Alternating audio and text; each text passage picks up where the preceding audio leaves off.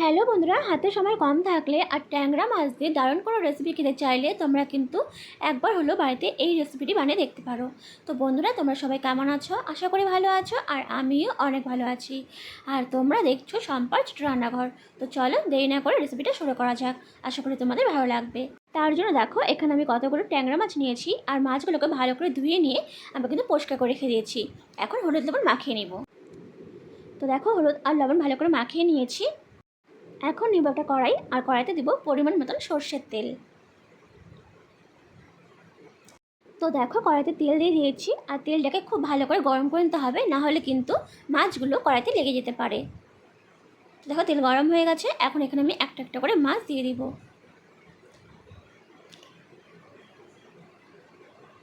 তো দেখো, একটা একটা করে এখানে আমি সমস্ত ট্যাংরা মাছগুলোকে দিয়ে দিচ্ছি।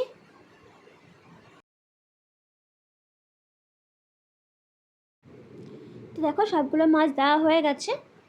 এখন একটু ভালো করে নেড়েচেড়ে নিয়ে আমি ভালো করে ভেজে নেব। তো দেখো, এক পাশটা ভাজা হয়ে গেছে, উল্টে দিয়ে আমি আরেকটা পাশ ভেজে নিচ্ছি।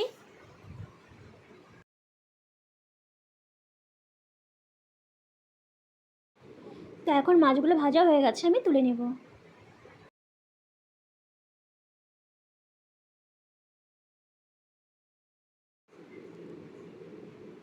এখন দেখো, কড়াইতে যে সর্ষে তেল আছে তার মধ্যে আমি দিচ্ছি একটা শুকনো লঙ্কা ফোড়নে, দিয়ে ভালো করে একটু ভেজে নিতে হবে।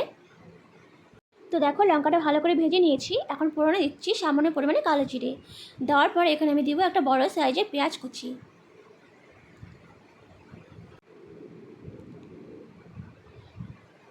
পেঁয়াজ কুচি দেওয়ার পর পেঁয়াজটাকে খুব ভালো করে ভেজে নিতে হবে। তো দেখো, একটু হালকা নেড়ে চেড়ে নিচ্ছি। এখন তারপর এখানে দিচ্ছি আমি দুটো কাঁচা লঙ্কা। ঝালের পরিমাণটা অবশ্যই তোমরা বুঝে লঙ্কাটা এখানে দিবে। এখন দিচ্ছি এখানে সামান্য পরিমাণ লবণ। লবণটা দিলে কিন্তু খুব সহজেই কিন্তু পেঁয়াজটা নরম হয়ে আসবে। তো দেখো, পেঁয়াজটা কিন্তু এখন ভাজা হয়ে গেছে, আর বেশি ভাজবো না। এখন এখানে কিছু মশলা অ্যাড করব।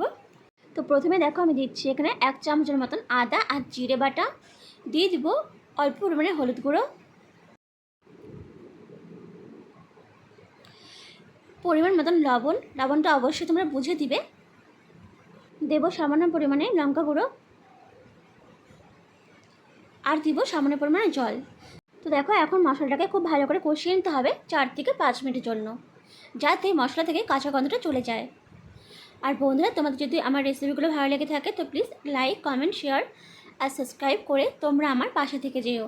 আর পাশে থাকা বেল বাটনটা প্রেস করে দিও, যাতে যখনই আমি পোস্ট করব তোমাদের কাছে সবার প্রথমে পৌঁছে যায়। তো দেখো, মশলাটাকে খুব ভালো করে কষিয়ে নিতে হবে যতক্ষণ না পর্যন্ত মশলা থেকে তেলটা ছেড়ে দিচ্ছে।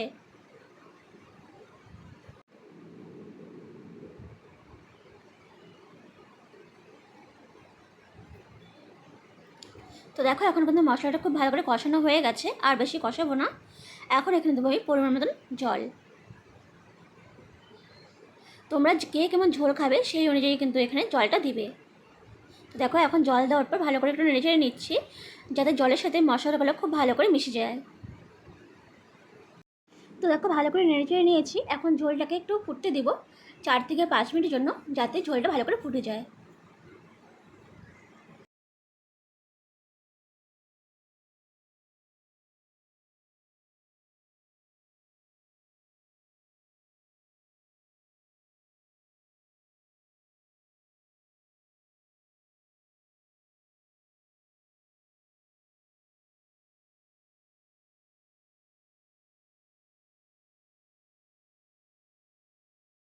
তো দেখো, সমস্ত মাছগুলোকে আমি দিয়ে দিয়েছি। এখন ভালো করে ঝোলটাকে একটু ফুটিয়ে নিতে হবে আবারও 4 থেকে 5 মিনিটের জন্য, এতে করে ঝোলটা ভালো করে ফুটে যাবে, আর ঝোলটা কমে আসলে কিন্তু খেতেও ভালো লাগবে।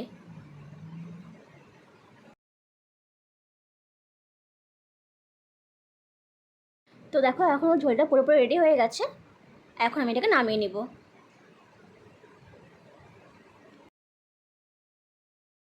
তো দেখো, তৈরি হয়ে গেছে ট্যাংরা মাছের ঝোল। দেখতে কিন্তু বেশ ভালো লাগছে, আর খেতেও কিন্তু ভীষণ ভালো হয়েছিল। হাতে কম সময় থাকলে কিন্তু তোমরা এইভাবেই বাড়িতে বানিয়ে দেখতে পারো। আশা করি তোমাদের ভালো লাগবে। তো বন্ধুরা, রেসিপিটা কেমন লাগলো অবশ্যই জানাবে। আর যদি ভালো লেগে থাকে তো প্লিজ একটা লাইক, কমেন্ট, শেয়ার আর সাবস্ক্রাইব করে তোমরা আমার পাশে থেকে যেও, আর পাশে থাকা বেল বাটনটা প্রেস করে দিও।